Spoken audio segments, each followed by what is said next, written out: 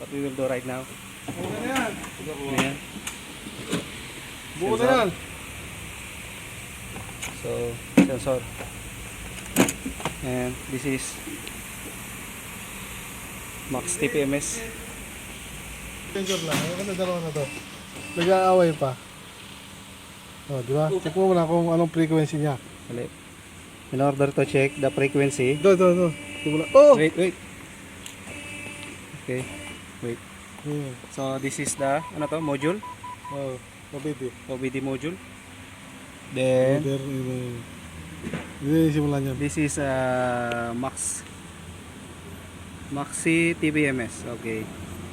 You want to Want to check the frequency? frequency. You go to here. Toolkit. Toolkit. Okay. Okay, click. Click. Then no need read. No, Accept. need to read, just accept it. Then you go there. The first one. First Okay. one, RKE Okay. and RF. Then check. Click. Then So, this is the, the key. you will see there's Frequency. 0%, 0 megahertz signal receive. So, nothing receive. So, you just bring your Key. key, Remote. remote key for the pub. Then, press any key, Yes. Any button. any button. Yes. Let's say, open. Yeah, long press. Long press, how many seconds? Yeah, you see? You see that? Now, Now you know the frequency, huh? where's the frequency? Long press mo kasi. Okay. You will see there 100% 315 megahertz signal receive. Okay. Now, That is the purpose. purpose of checking megahertz. Because have two kinds. Two kind Oh, frequency. 433 and 315. 315. Then you go back. Go back then update or what? TMS. TPMS. Okay. TPMS. Click. Click. No need to read again? No need to read again. It will take time. So you go to Then, Europe. Go to Europe. 315, di ba? 315. You go to, because most of is Europe is 433. Okay. We will go So, to America. So we North go to North America. Okay. North America loading. Okay. Then Then you put you write the VIN number their number. of the vehicle. What's the VIN number? This one. VIN number is written here. So this is the VIN number. So he will use the Camera. camera. There's a camera this one. You cannot see. I can see also. Showing that. Okay. Okay. Then okay. Now it's copy. Wait. It's already copy. Recognition result. So this is the VIN number. Okay. Just make okay. Just click OK. Then encoding the vehicle.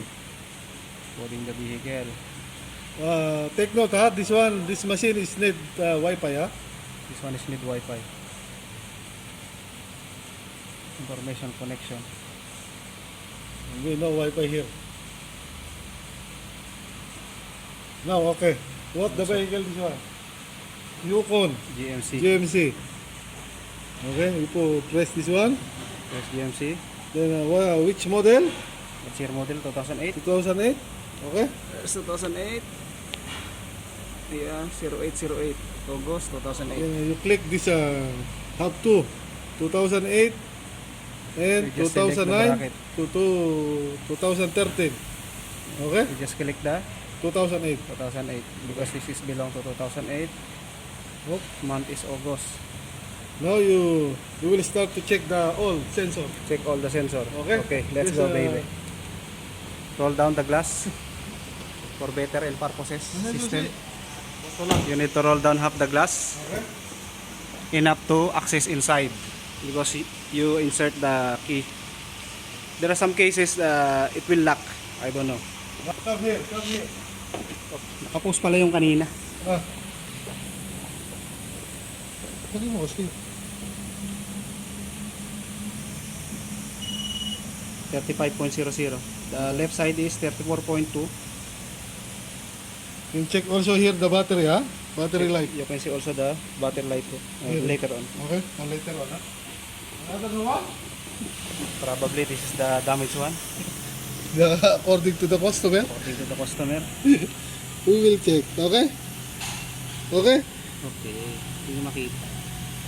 Yan. Yeah. Okay. Okay, yan eh. Maybe this one. The customer is right.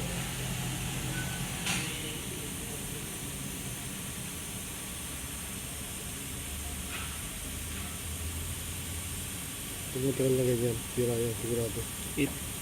If the checking it will take a little bit time, it means Ito the na.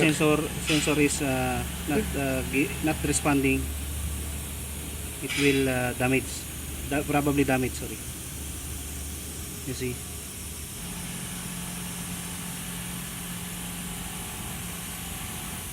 See? It's giving alarm. Fault. Fail. Fail. Okay. Rear right is failed. Other one. The last one. The last one. Nagbablog kami. Okay? Okay. Okay. See. Response immediately. Only one Responding. sensor damage.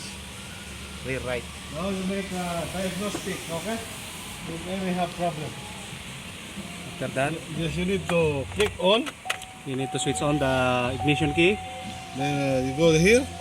We will go on the Diagnostic. diagnostic. Just click the diagnostic.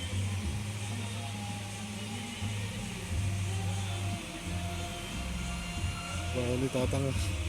Just wait a minute, ha? Okay, few seconds. Have one detect diagnostic detect, okay?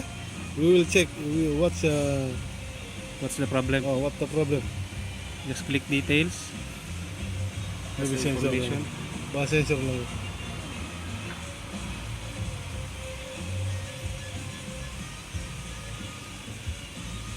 See? Right rear. Low tire pressure, sensor perma, signals invalid. So that's why. So it Okay. means We go back. we'll go back. Then clear. Okay? What's that one? Clear. Clear Yung dinetect mo. DTC. Oh. Clear DTC. After. Nagagaling yung ano. Dito yun. Ayan doon. No, okay. Clear DTC. Okay. No, nothing. Now we No, will check the new sensor, ha? So we will install the new Compatible sensor. or no, okay? Compatible. We will proceed. So where's the new sensor? Meanwhile, according to the carton, ha?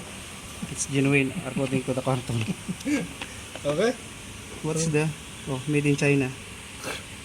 Okay? This is genuine. We will check, ha? We go. Now, 5 pounds. Okay. we go here. Where sensor carbon, ha? Need to click that sensor. Damage. Not working. Not working here. Okay? Then There. check. Just mount there. Then check, okay? Then Check. trigger again, okay? You need to press the trigger. Yes. Trigger. Now, okay. Working. Now it's working. So it's working now. Okay. 315. Rear right. Pressure is 00 because still there is no. Okay, our sensor is still in outside the tire. Then next process. Let me fix, okay? Okay. The next process is we will mount on the tire on the rear one. Okay. This tire. Sensor is indicating damage.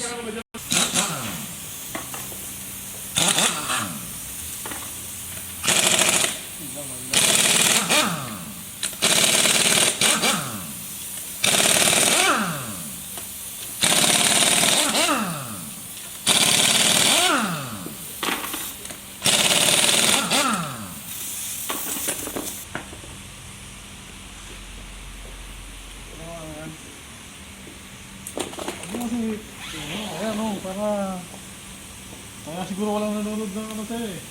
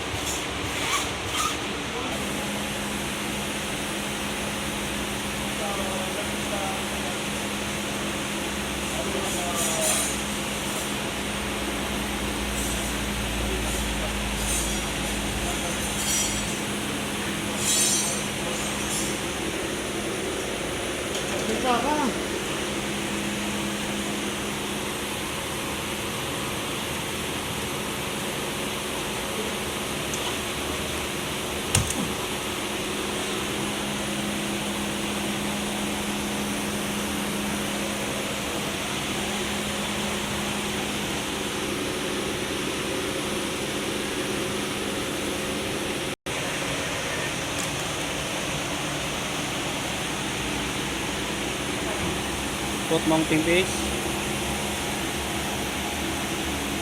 Kamayin mo.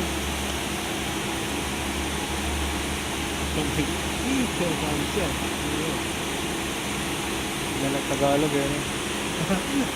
Ang ganda na ng simula eh. Natala na simula eh. Edit ko na lang. Ha? Edit ko na lang. Ganda na ng simula mo, English na eh.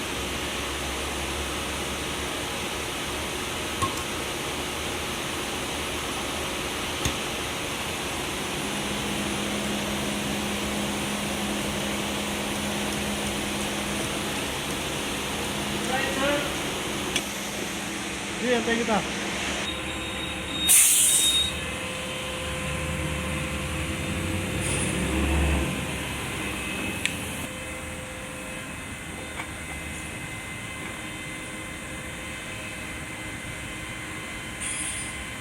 Okay.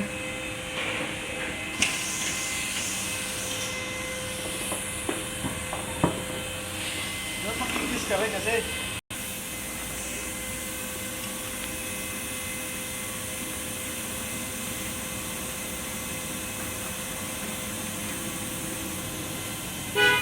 Oh, ano yan?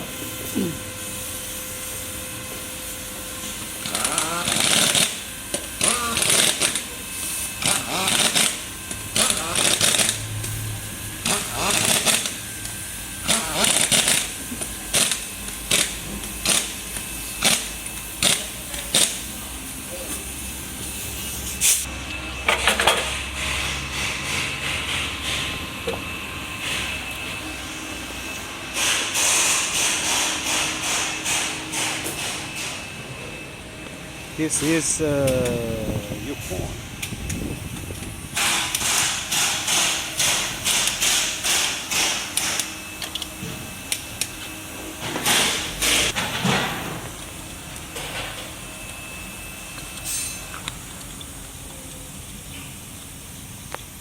Hand tight. Hindi pwedeng ano.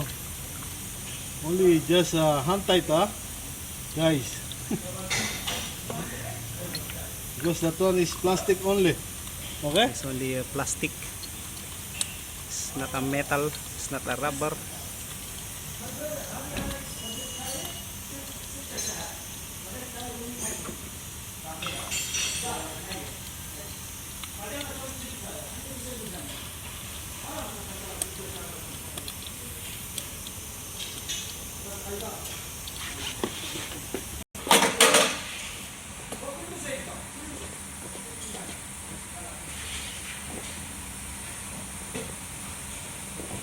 So,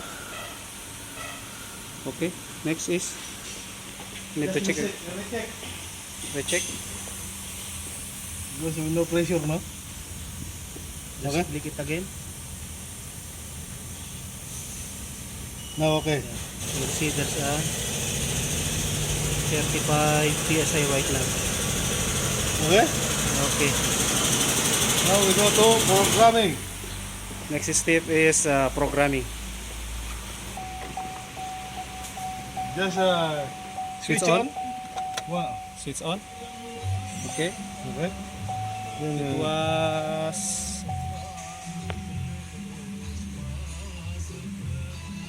service tire monitor system. Okay. so you need to go here for relearn. You see, is that the relearn, huh? Just search the relearn. Then just Then click. Click the relearn. We have two options, huh? Where's You want, the you want manual or OBD? manual is? Yung normal lang, parang yung lumang sensor. So we are using OBD. That is the OBD that we have. Okay. We have Next. two options, huh? So This one manual. the manual is using trigger. Yes. Then the second one is OBD. OBD. So we will select the OBD. Yes. Click the OBD. Only manual this one. You need to wait 30 minutes. 30 minutes. Then take you read the information. Turn the ignition on, engine off, ready, lamp off. Okay. Okay? Okay. Okay.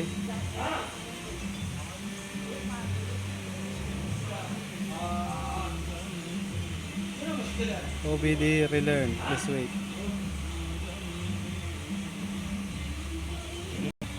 Finish. Now it's okay. OBD relearn. Okay. Then next is Okay. Now okay. we'll check if the light is still on. Switch off. Then Start.